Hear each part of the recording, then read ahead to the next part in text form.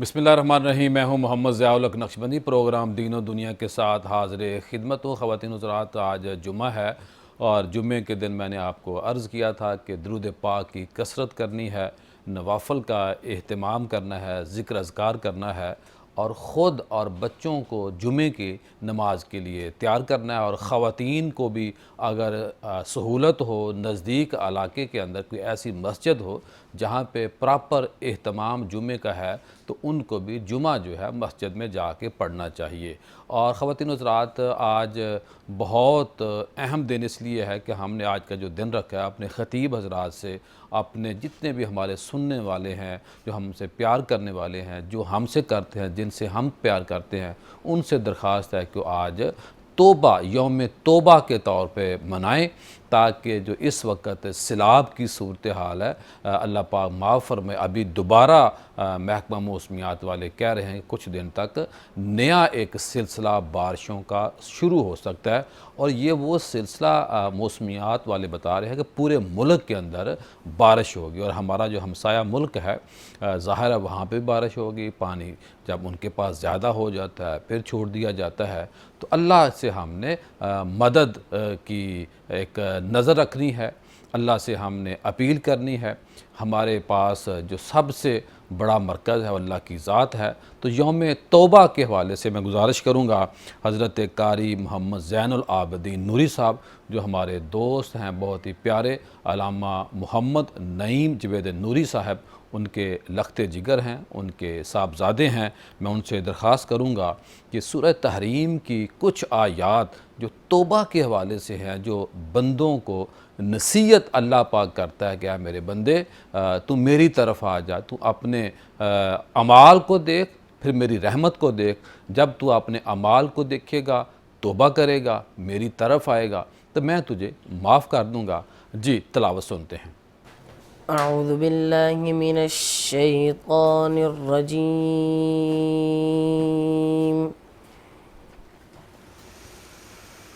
بسم الله الرحمن الرحيم. يا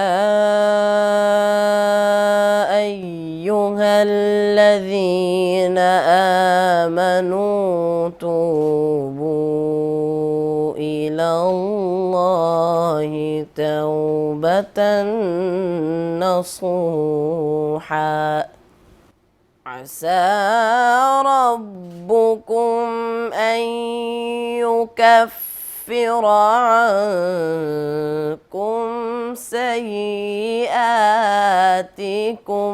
ويدخلكم جنات تجري من تحتها الأنهار. يا أيها الذين آمنوا توبوا إلى الله توبة نصوحا عسى ربكم أن يكفر عنكم سيئاتكم ويدخلكم جنات تجري من تحتها الأنهار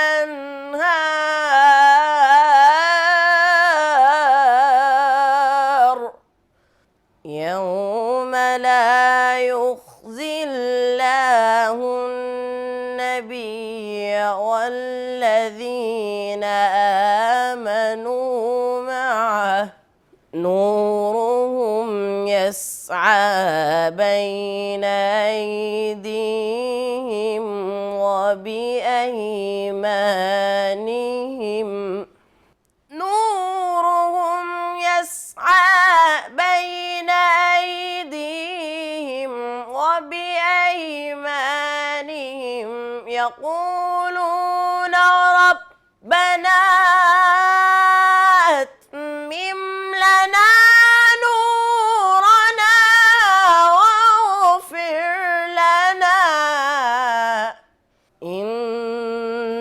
على كل شيء قدير يا أيها النبي جاهد الكفار والمنافقين واغلظ عليهم ومأواهم جهنم وبئس المصير يا أيها النبي جاهد الكفار والمنافقين واغلظ عليهم ومأواهم جهنم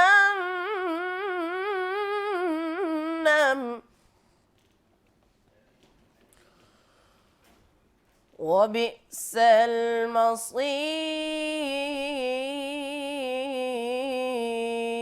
المصير يا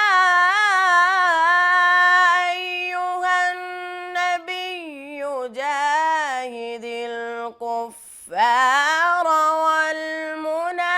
والمنافقين واغلظ عليهم ومأواهم جهنم وبئس المصير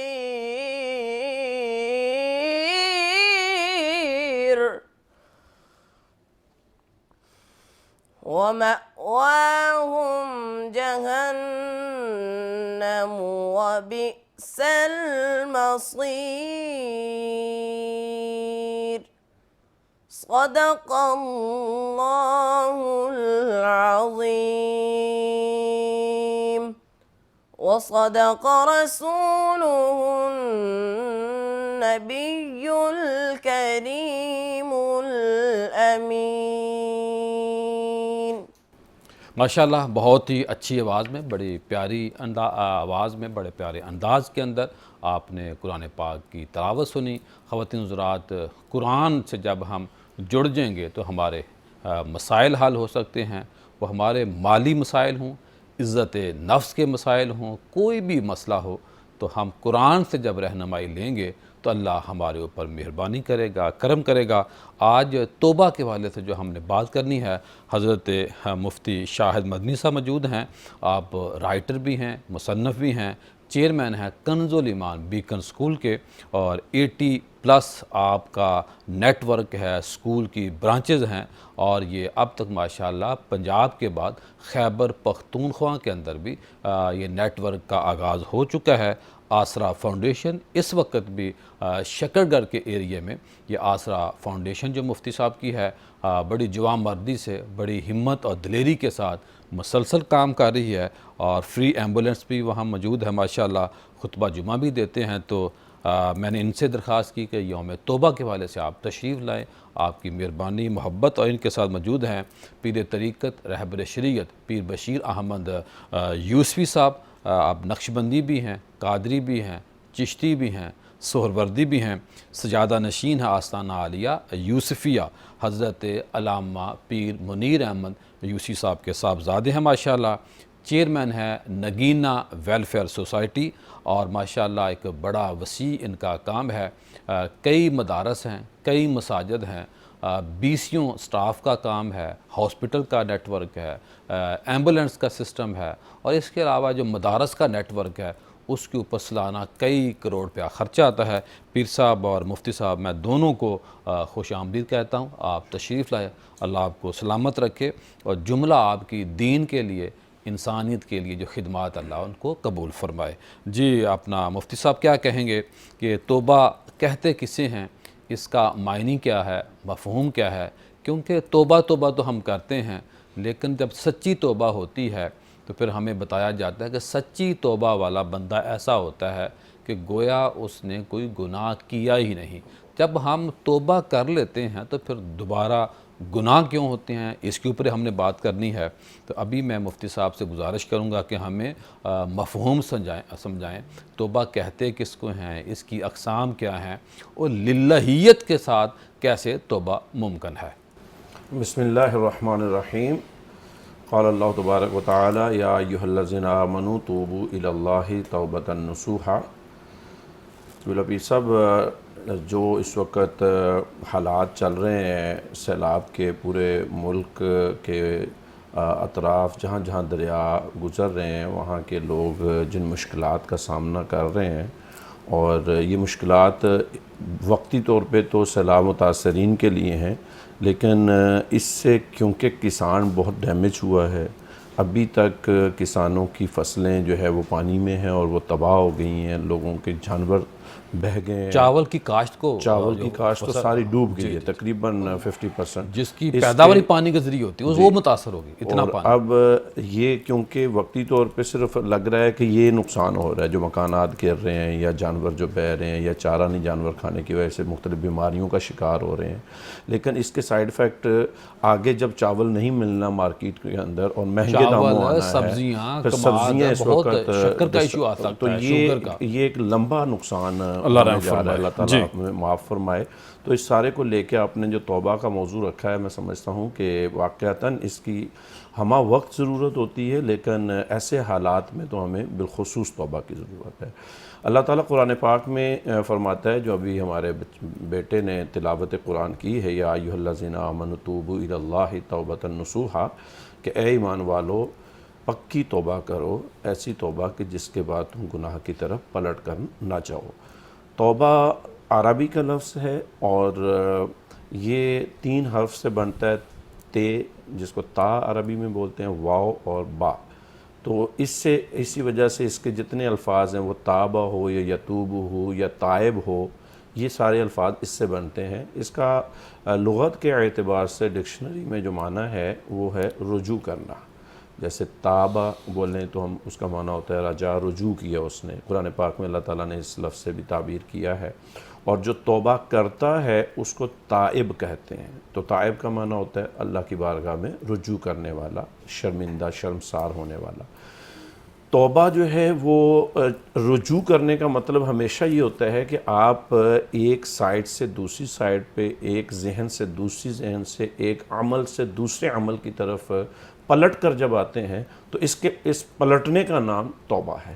اب توبہ کا یہ تو لغوی معنی ہو گیا، اصطلاح میں اور سمجھنے کے لیے اس کی ڈیفینیشن وہ بنیۃ الطالبین میں شیخ عبدالقادر جیلانی رحمہ اللہ ہوں، یا حضور عطا علی حجویری کشف المحجوب میں، یا اسی طرح رسالہ قشیریہ کے اندر، یا دیگر تصوف کی جتنی کتب ہیں، توبہ کو ڈیفرنٹ سچی الفاظ اور کے پکی ساتھ، توبہ کرنے والوں نے توبہ کے بارے میں لکھا ہے۔ جی، اور ان کا یہ بنیادی ٹاپک ہوتا ہے۔ سبحان اللہ۔ یہ تصوف کا بنیادی ٹاپک ہے۔ جب تک توبہ نہیں ہے اور تصوف نیک کتنے اور بھی نہیں پارسا ہونے کے باوجود ہر وقت توبہ۔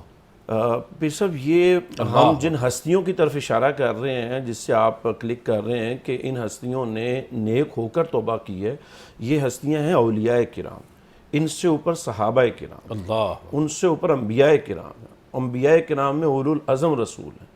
اولو العزم رسولوں میں ہمارے آقا کریم صلی اللہ علیہ وسلم ساری کائنات میں سب سے عظیم ہے۔ تو یہ جتنا عظمت کا سفر بلندی کی طرف جاتا ہے اتنی ہی توبہ زیادہ آتی ہے۔ صحیح۔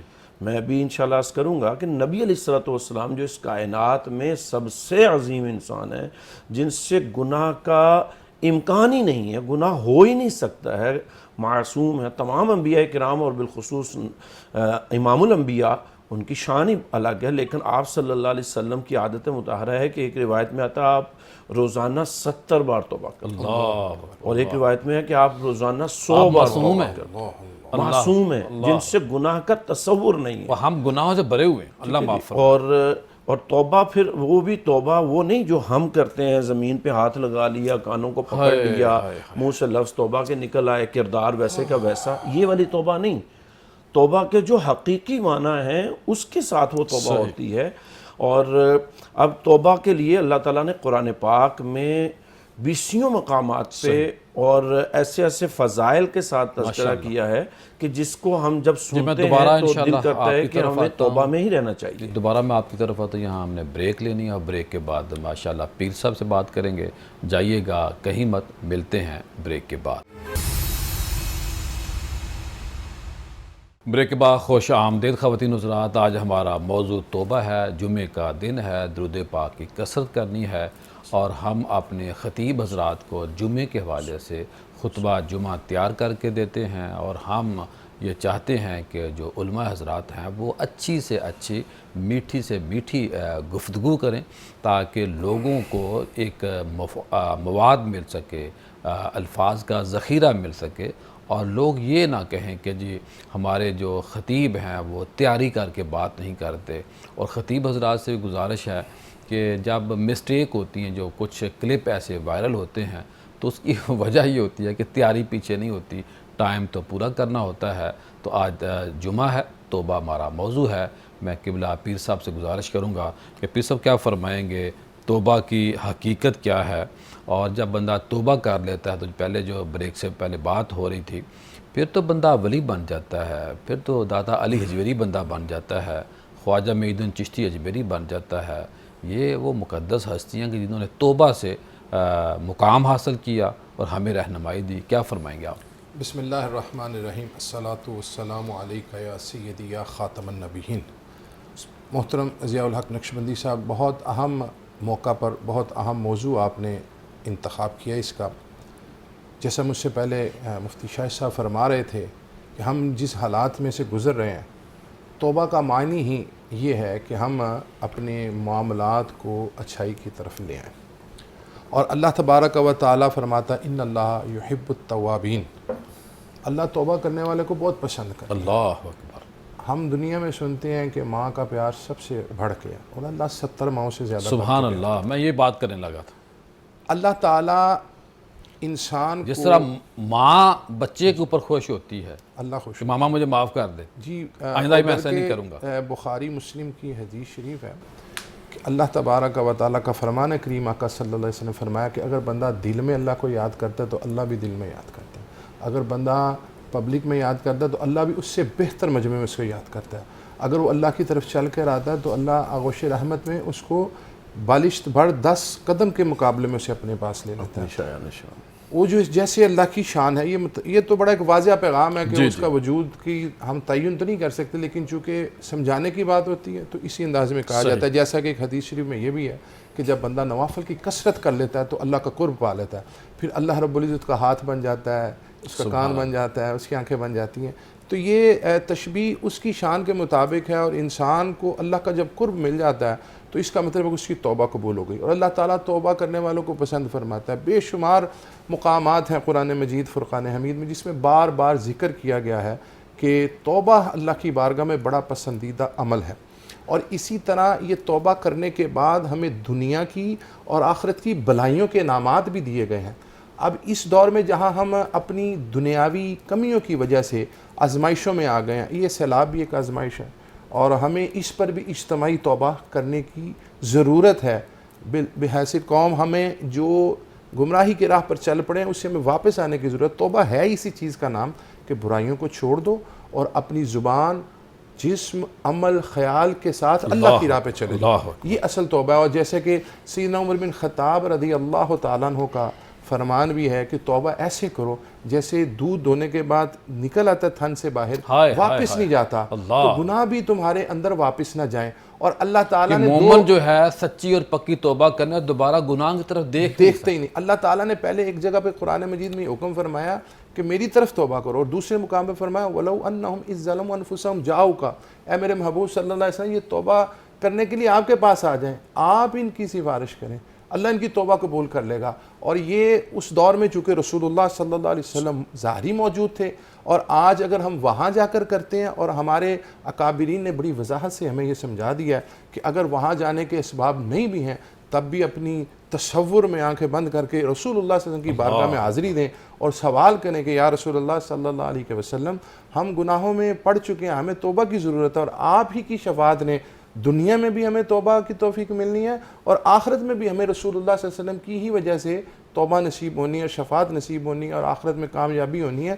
تو لہٰذا اس دور کے اندر جہاں ہم معاشرے کے اندر برائیاں بے حیائیاں بہت عام ہو چکی ہیں، آپ کی اس پروگرام کے ذریعے سے قوم کو یہ پیغام ہے کہ اللہ کی بارگاہ میں جھک جائیں، کیونکہ ہمارا سب کچھ آخرت کے اوپر ڈیپینڈ کرتا ہے اور یہ ہمارے دنیا کے اعمال پہ ہے۔ اللہ تعالیٰ نے توبہ کا دروازہ ہمیشہ کھولا ہوا ہے، اللہ اکبر، اس کے اوپر کوئی پابندی نہیں ہے۔ اور اس کے لیے وضو کی ضرورت بھی نہیں ہے، جی بالکل، یہ ایسا عمل ہے کہ زبان سے ادا کرنے کے بعد سجدے کی ضرورت بھی نہیں ہے، رکوع کی ضرورت نہیں ہے۔ بالکل، یہ تو خیال ہے، بلکہ حدیث شریف کے الفاظ ہے کہ صرف اگر انسان نادم ہو جائے نا اپنے گناہ پر، اللہ تب بھی اسے معاف کر مفتی دیتا شاہ مدنی صاحب، میں ایک واقعہ آپ کی طرف آ رہا ہوں کہ موسیٰ علیہ السلام کے امت میں ایک بندہ تھا جس کے گناہ بہت زیادہ تھے، تو لوگوں نے کہا کہ اے نبی، آپ اللہ کی بارگاہ میں جاتے ہیں تو آپ دعا کریں، بارش نہیں ہو رہی، چرند پرند سبزہ ختم ہو رہا ہے۔ تو مختصر یہ ہے کہ حضرت موسیٰ علیہ السلام گئے، عرض کی باری تعالیٰ بارش کی طلب ہے اور یہ لوگوں کا میسج ہے اور حالات آپ کے سامنے ہیں۔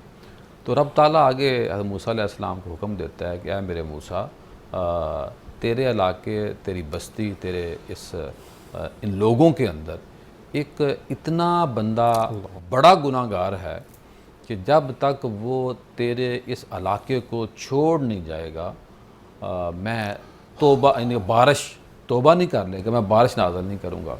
تو اب یہاں تھوڑا سا یہ ہے کہ جو بندہ گناہ گار ہوتا ہے اس کی اپنی ایک نحوست بے برکتی بھی ہوتی ہے۔ اب موسیٰ علیہ السلام واپس آتے ہیں تو اپنے لوگوں کو اکٹھا کرتے ہیں اور بتاتے ہیں کہ بھئی ابھی میں کہتا ہوں کہ جو بندہ گناہوں میں مبتلا ہے وہ یہاں سے اٹھ کے چلا جائے تاکہ اللہ پاک اپنی بارش کا نزول فرمائے۔ اب وہ بندہ وہاں موجود تھا۔ اب اس بندے نے باری تعالیٰ سے درخواست کیا، میرے اللہ، گناہگار میں ہوں، لیکن اگر یہاں سے اٹھ کے گیا تو میری عزت پارا پارا ہو جائے گی، پاش پاش ہو جائے گی، بے نقاب ہو جاؤں گا، رسوا ہو جاؤں گا، میری عزت نفس مجروح ہوگی۔ اے باری تعالیٰ، میں سچی اور پکی توبہ کرتا ہوں تیری بارگاہ میں، آئندہ گناہ نہیں کروں گا۔ تو اسی وقت اللہ پاک کی ذات نے بارش نازل فرما دی۔ تو کیا فرمائیں گے احادیث سے، سنت سے، جب بندہ توبہ کرتا ہے تو کیفیت کیا ہوتی ہے؟ اور ساتھ ہم نے سیلاب کا ذکر بھی کرنا ہے کہ لوگوں کے پاس بارش آتی ہے رحمت بن کے، ہمارے لیے زحمت بن جاتی ہے۔ کیا فرمائیں گے؟ قبلہ پیر صاحب، جس واقعہ کا آپ نے تذکرہ کیا ہے اس سے ہمیں ایک تو یہ لیول سمجھ آتا ہے کہ توبہ حقیقت میں کرنی کیسے چاہیے۔ اب وہ بندہ اس بارگاہ سے گیا نہیں تھا، اس مجلس سے، اللہ کے ہاں اس نے ایسی توبہ کی تھی کہ اللہ تعالیٰ نے اس کی موجودگی میں ہی ان کو بارش عطا فرمائی، اللہ، جس کا فرمایا گیا تھا کہ وہ علاقے سے چلا جائے۔ تو وہ گیا نہیں، توبہ کی، تو توبہ کی برکت سے اللہ کی رحمت نازل ہو گئی۔ تو توبہ جو ہے یہ باعث رحمت ہے، باعث مغفرت ہے، باعث مغفرت کے ساتھ ساتھ بلندی درجات کا ذریعہ ہے۔ توبہ جو ہے وہ اللہ کی خاص برکات کا ذریعہ ہوتی ہے۔ توبہ کے لیے ضروری ہے کہ ہم پہلے جس بات سے توبہ کرنی ہے اس کو برا اور قبیح جانیں، کیونکہ جب تک آپ جس عمل کو برا نہیں جان رہے، توبہ کر رہے ہیں، تو اس کا مطلب ہے کہ آدھا دل آپ کا اس گناہ کی طرف مائل ہے اور آدھا آپ کا اپنے رب کی طرف گیا ہوا۔ استغفر اللہ۔ تو اس لیے توبہ کے لیے، جیسے ابھی ہم عرض بھی کریں گے کہ توبہ کی شرائط میں پہلی شرط یہ ہے کہ پہلے آپ ندامت کا اظہار کریں، پھر اللہ تعالیٰ کی بارگاہ میں اس گناہ کی معذرت کریں، اور معذرت کرنے کے بعد آپ اللہ کے حضور وعدہ بھی کریں کہ مولا میں اس کو دوبارہ رپیٹ نہیں کروں گا، ایک عمل کو، برے عمل کو، مذموم کو چھوڑ کے اللہ کے قرب کی طرف جا رہا ہوں۔ تو توبہ کرنے میں جس طرح کا آپ نے یہ واقعہ بیان کیا، اس طرح کے 20 واقعات ہمیں ملتے ہیں۔ تصوف میں ایک امام ہے قاضی عیاض، یہ اپنے جب گناہوں کی زندگی میں تھے تو یہ لٹیرے تھے، ڈاکو تھے، رہزن تھے، اور یہ اتنے بڑے ڈاکو لٹیرے تھے کہ یہ جنگل میں لوٹتے تھے، اور بڑے سے بڑا قافلہ بھی جو تھا وہ ان کی دہشت سے ان کے ایریے سے جلدی نکلتا تھا۔ اللہ، اور ایک رات جب یہ اپنی مار پہ نکلے تھے تو وہ قافلہ گزر رہا تھا تو لوگ کہنے لگے جلدی کرو یہ ایاز کا علاقہ ہے، تمہیں پتہ نہیں ہے ایاز سب کچھ لوٹ جائے گا. یہ جھاڑیوں میں چھپے ہوئے تھے اور یکدم ان کے دل کو چوٹ لگی اور ایک قرآن کی آیت میں کیا کر رہا ہوں کہ اے میرے مولا میں اتنا بڑا ظالم ہوں کہ تیرے بندے اپنے سفر میں مجھ سے اس طرح ڈرتے ہیں. اور آیت انہوں نے قافلے والوں میں سے کسی نے پڑھ لی، الم یأن للذین آمنوا ان تخشع قلوبہم لذکر اللہ، کہ کیا مومنوں پر ابھی وہ وقت نہیں آیا کہ اب ہی یہ اللہ کے حضور واپس آ جائیں. تو انہوں نے اس وقت سچی توبہ کی اور وعدہ کیا کہ مولا ہاں نعم اب مجھ پر وقت آ گیا ہے کہ میں اپنے یہ سارے گندے کرتوت چھوڑ کے تیری بارگاہ میں آ جاؤں. اب وہ حضرت وہ ظالم اور ڈاکو اور لٹیرے ایاز سے حضرت ایاز بن گئے، حافظ بن گئے، قاری بن گئے، محدث بن گئے اور ولایت میں اعلیٰ مقام پر.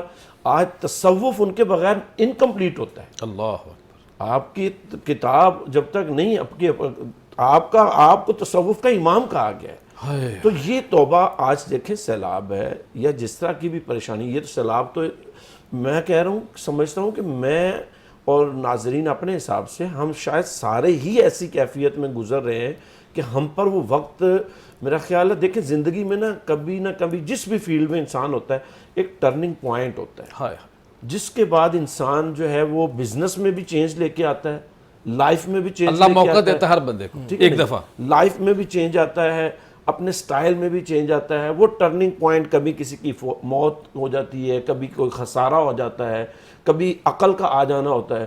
تو میں سمجھتا ہوں جیسے قاضی ایاز کی زندگی میں وہ ٹرننگ پوائنٹ آیا تو آج دیکھیں ہمارے سامنے کیا کچھ نہیں ہو رہا. کیا ہمارا سب کچھ اجڑے گا یا ہم جوتے کھائیں گے یا ہم ذلیل ہوں گے تو ہم توبہ کریں گے.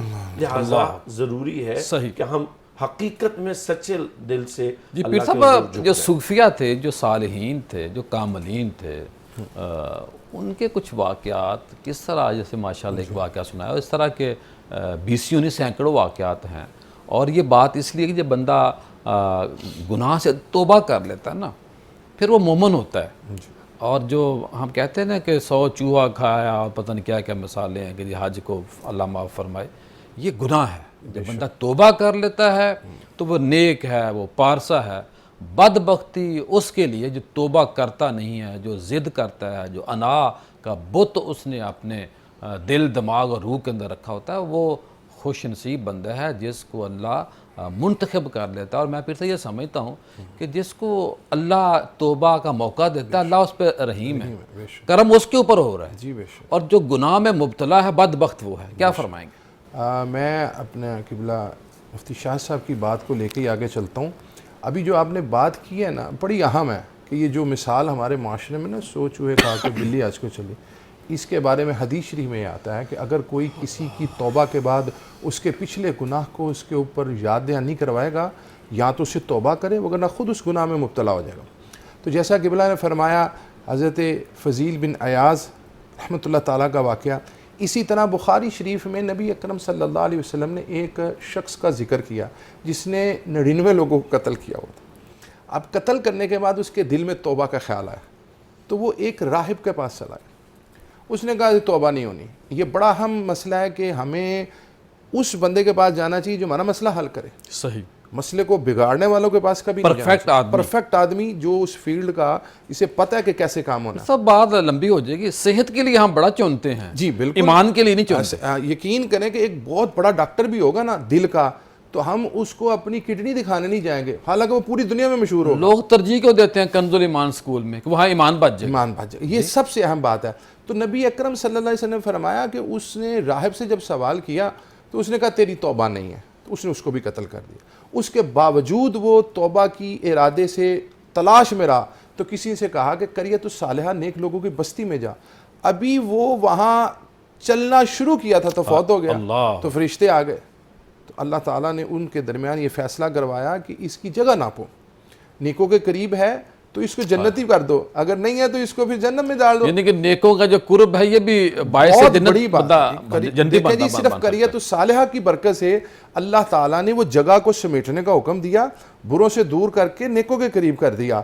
تو اگر پہلی امتوں پر اتنا فضل ہے کہ اس 100 بندوں کے قاتل کو توبہ کے ارادے پر ہی اللہ تعالیٰ نے معاف کر دیا، باقاعدہ توبہ نہیں کی، تو ہمارے ہاں تو توبہ کی اتنی برکات ہیں. جیسے ابھی فضیل بن عیاض کا واقعہ سنا آپ نے، حضرت فضیل بن عیاض کا، اسی طرح حضرت بشر حافی رحمۃ اللہ تعالیٰ کا بڑا مشہور واقعہ ہے. پھر سب میں آپ کی بات، لیکن وہ بعض لوگ تو ہمیں یہ کہہ رہے ہوتے ہیں کہ ان بزرگوں یا نیک لوگوں کے پاس جانے کا فائدہ ہی کوئی نہیں ہے، یہ کام کسی کے نہیں ہوتے. مفتی صاحب یہ تو ہمیں گمراہ پھر کرنے صاحب کا میں دوبارہ بریک کے بعد آپ کی طرف ہی یہاں بریک لینی ہے، جائیے گا کہیں مت. ملتے ہیں بریک کے بعد، درود پاک کی کثرت کریں.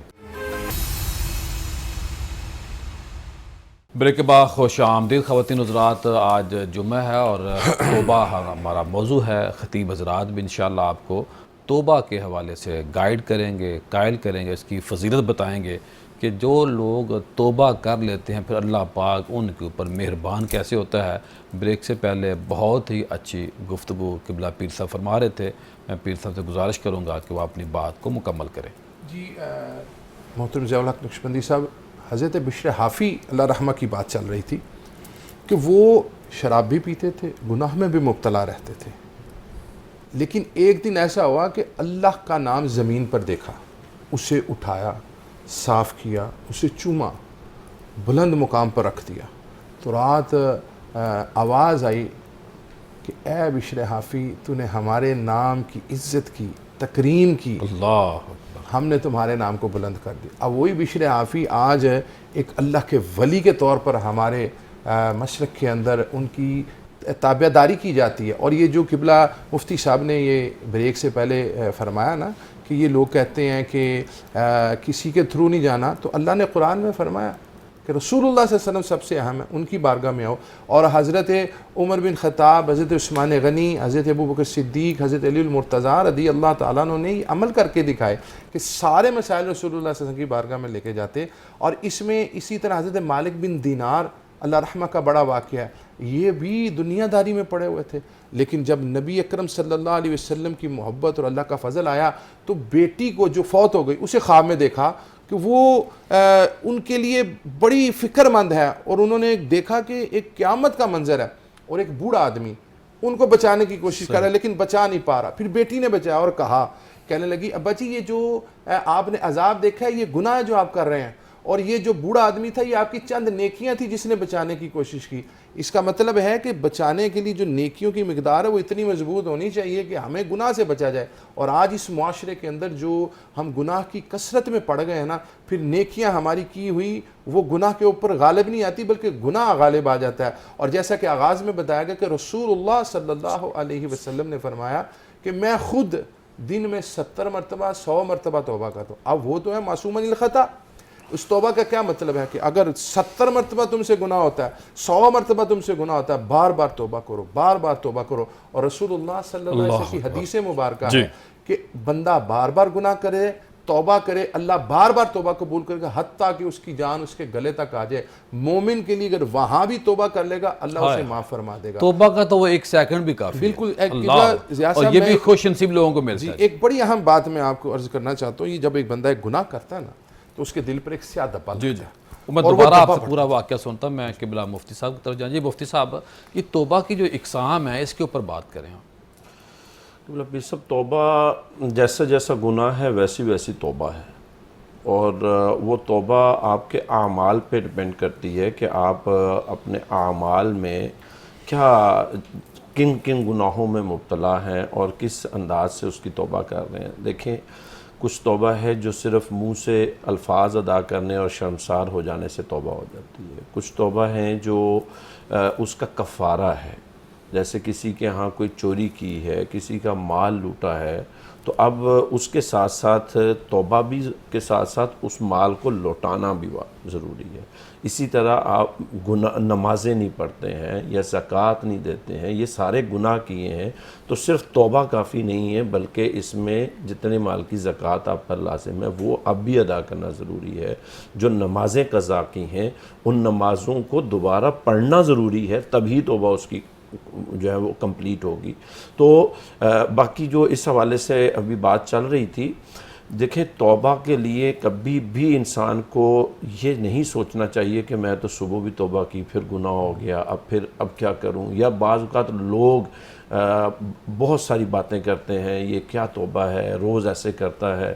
تو یاد رکھیں میں سمجھتا ہوں اور قرآن و حدیث کو سمجھ کے سمجھتا ہوں، کوئی اپنی ذاتی رائے کے طور پہ نہیں، 100 دفعہ بھی گناہ کرنے کے بعد اگر توبہ کی طرف پھر بھی ذہن خوش ہو نصیبی ہے. گیا تو یہ اللہ کی رحمت ہے. ہائے ہائے ہائے، یہ اللہ کی رحمت ہے کہ اس بد پروردگار وقت وہ نے ہے جس کو موقع نہیں ملتا. موقع نہیں ملا. اللہ اس کو چاہتا ہی نہیں اس کے توبہ کرے. تو میرا خیال ہے کہ جب اللہ تبارک و تعالیٰ کی بارگاہ میں بندہ جھک رہا ہے تو اللہ کو اس کا جھکنا پسند ہے. ہائے ہائے ہائے، آپ صبح کریں تو کیا کہتے ہیں کہ گناہوں کا معاذ اللہ سمندر بھی ہو تو توبہ کا ایک آنسو ہی کافی ہے.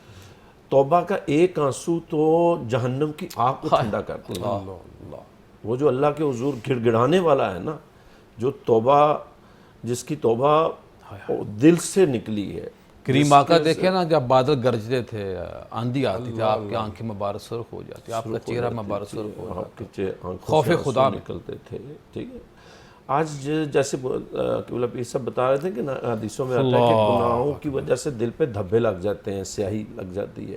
تو یہ سیاہی کو دور کرنے کے لیے توبہ ہی دوبارہ پھر سے یہ واقعہ تو سنا ہے دوبارہ مفتی صاحب سے. یہ صاحب گزارش یہ ہے کہ جب انسان ایک گناہ کرتا ہے نا تو اس کے دل پر ایک سیاہ دھبا لگتا ہے. اب وہ توبہ کر لیتا ہے تو اس کی برکت سے وہ سیاہ دھبا اسی وقت ختم ہو جاتا ہے. لیکن اگر وہ توبہ نہیں کر رہا تو وہ دھبا بڑھتا جاتا ہے یہاں تک کہ اس کے دل کو قابو کر لیتا ہے. پھر توبہ کی توفیق نہیں رہتی. اس لیے یہ بڑا اہم چیز ہے. اور یہ دیکھیں جیسے ابھی مفتی صاحب فرما رہے تھے نا، توبہ کی کچھ مراحل ہیں، کچھ کام ہیں جس کے مطابق توبہ ہونی ہے. تو اس میں اگر ہم نے نماز پڑھی ہے نا، فجر سے ظہر اس کے درمیان گناہ کیے ہیں تو صرف نماز کی برکت سے ہی معافی ہو جاتی ہے. یہ اس گناہ کی مقدار کے برابر ہے کہ کس طرح کا گناہ ہے. لیکن جیسے آپ نے فرمایا کہ مفتی صاحب نے کہ فرائض ہیں، حقوق العباد ہیں، ان کو ادا کرنا ضروری ہے. لیکن میں یہاں یہ وضاحت ضروری سمجھتا ہوں کہ ایک بندے نے اگر 50 سال 60 سال 70 سال وہ اعمال نہیں کیے، اب اس کو رجوع ہو گیا، تو اللہ تعالیٰ کی بارگاہ میں اس کی توبہ کرے، اس کا ارادہ کر لے کہ میں اس کو ساتھ ساتھ ادا کروں گا. جب وہ یہ ارادہ کر لے گا تو جتنے ادا ہو گئے وہ ہو جائیں گے. اگر وہ رہ گئے تو باقی اللہ اپنے فضل و کرم سے جس طرح 100 بندوں کے قاتل کو بخش دیا گیا نا، یہاں بھی بخشش ہے. لیکن شرط یہی ہے کہ ارادہ کر لے. اور میں وہ بات عرض کر رہا تھا کہ دل جو ہے وہ سیاہ ہو جاتا ہے اور پھر اس کو ذکر الہی سے صاف کیا جاتا ہے. وہ لطیفہ بھی ہے نا کہ کسی جماعت کا بندہ تھا، اس نے توبہ کر لی تو وہ اس کو بار بار کھڑا کرے، اچھا بتاؤ کیا کیا گناہ کرتے تھے. اتنا شرمندہ ہو گیا، اس نے کہا یار میں دوبارہ ادھر چلا جاتا ادھر چلے. اچھا ایک چیز میں اور دیکھیں، آج کے دور میں تو یہ جو برتن کلی کرنے والے ہیں یہ بازاروں میں نہیں آتے. ہمارے بچپن میں یہ بازاروں میں گھومتے تھے اور صرف ایک قطرہ وہ کلی کا ڈالتا تھا اور سارا برتن جو ہے چمک اٹھتا تھا. اللہ کی توبہ کا جو ایک کرم ہے نا، وہ جب دل پہ پڑتا ہے نا، پانڈے کلی کرا لو، یہ آواز چلتی تھی اور بڑی سریلی آوازوں سے وہ کہتے تھے اور باقاعدہ لوگ دیکھتے تھے کہ یار یہ کیسے کر رہا ہے، ایسے پھرتا. صوفی کہتا ہے آؤ دل نو کلی کرا لو، دل نو کلی کروا لو. یہ اللہ تعالیٰ کہتا ہے تم توبہ کرو، میں تمہارا دل جسم روح. اور پھر قرآن ہمیں بتا رہا ہے کہ جب تم توبہ کر لو گے اللہ تعالیٰ تمہارے نہ صرف پچھلے گناہوں کو معاف فرما دے گا بلکہ اس کی جگہ نیکیاں بڑھا دے گا. یعنی وہ خالی صفات نیکیوں میں تبدیل ہو جائے گی. یہ سورۃ الفرقان کی 70 نمبر آیت میں اللہ تعالیٰ فرما رہا ہے کہ جب تم توبہ کرتے ہو تمہاری گناہوں کی بخشش کے ساتھ ساتھ تمہارے پچھلے اعمال کو میں نیکیوں میں بدل دیتا ہوں. وہ اتنا غفور الرحیم ہے. تو اس لیے وقت کی ضرورت ہے اور جو سیلاب کی کیفیت اس میں ہمیں توبہ کی بھی ضرورت ہے. اور میں آپ کے پروگرام کے توسل سے یہ بھی عرض کر دوں کہ بفضل تعالیٰ جہاں دیگر بہت سے لوگ کام کر رہے ہیں، Nageena welfare society district Punjab بھی سیلاب زدگان کے لیے بھرپور ورک کر رہی ہے. ہماری جتنی استعداد ہے ہم کوشش کریں، ہر بندے کو کوشش کرنی ہے. لیکن من حیث القوم ہمیں اس وقت اللہ کی بارگاہ میں سچی توبہ کی ضرورت ہے.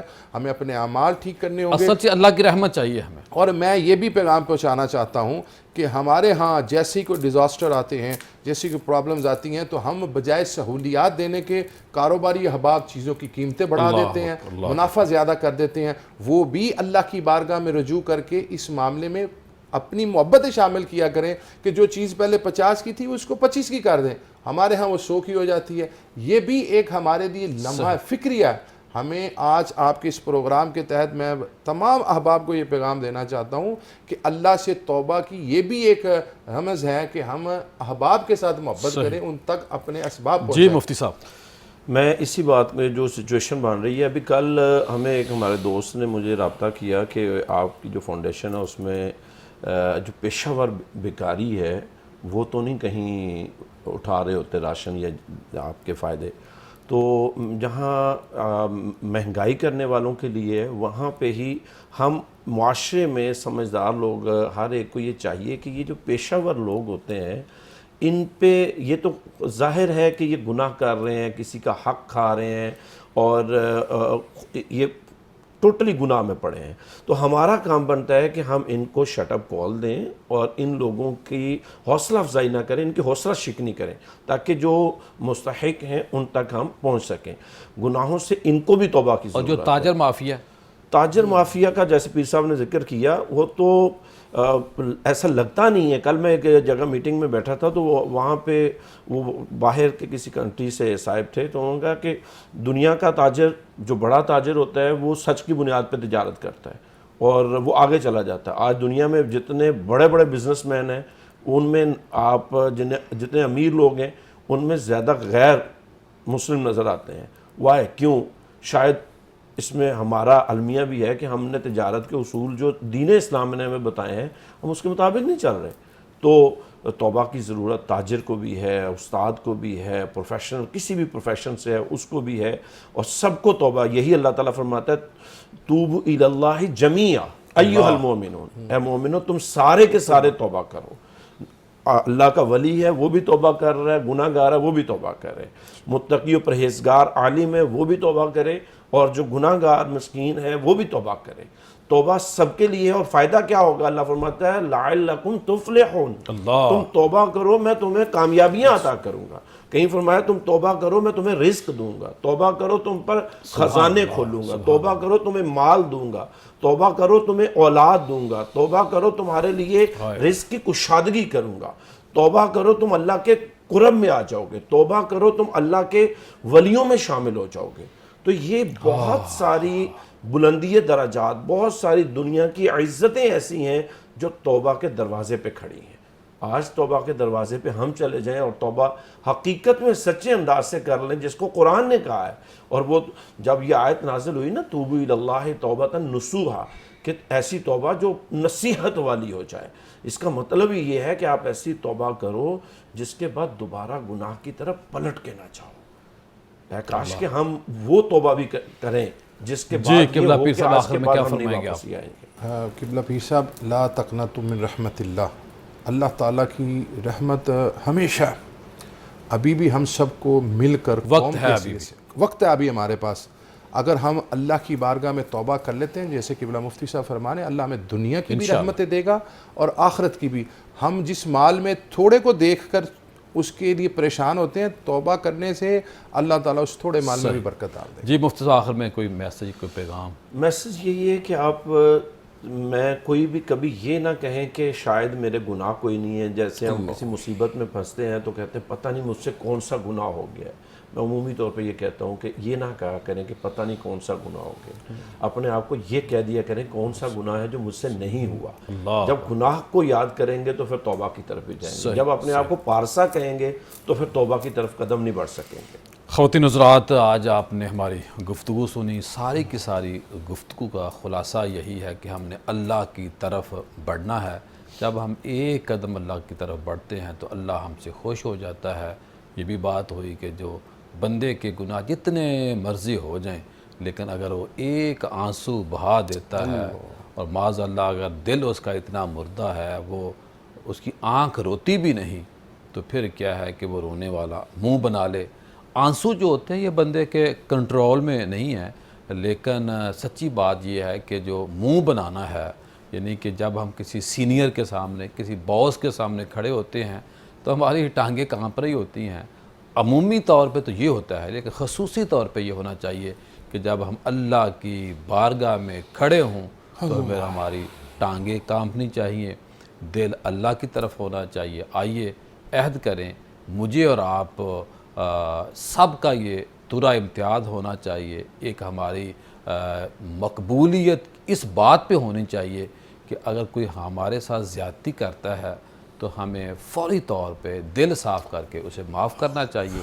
آئیے عہد کرے توبہ یہ بھی ہے کہ کسی کو آپ نے تنگ کیا ہے یا کسی نے آپ کو تنگ کیا ہے تو آپ دونوں صورتوں میں توبہ کریں، اور جب توبہ کریں گے تو پھر اللہ کا قرب ملے گا۔ جب اللہ کا قرب ملے گا تو پھر ہم یہ سیلاب کی جو صورتحال ہے، جو آگے قحط کی معاذ اللہ جو صورتحال ہو سکتی ہے، جو بے برکتی ہوتی ہے، نحوست ہوتی ہے، اس سے ہم نکل سکتے ہیں۔ کل دوبارہ ملاقات ہوگی۔ السلام علیکم۔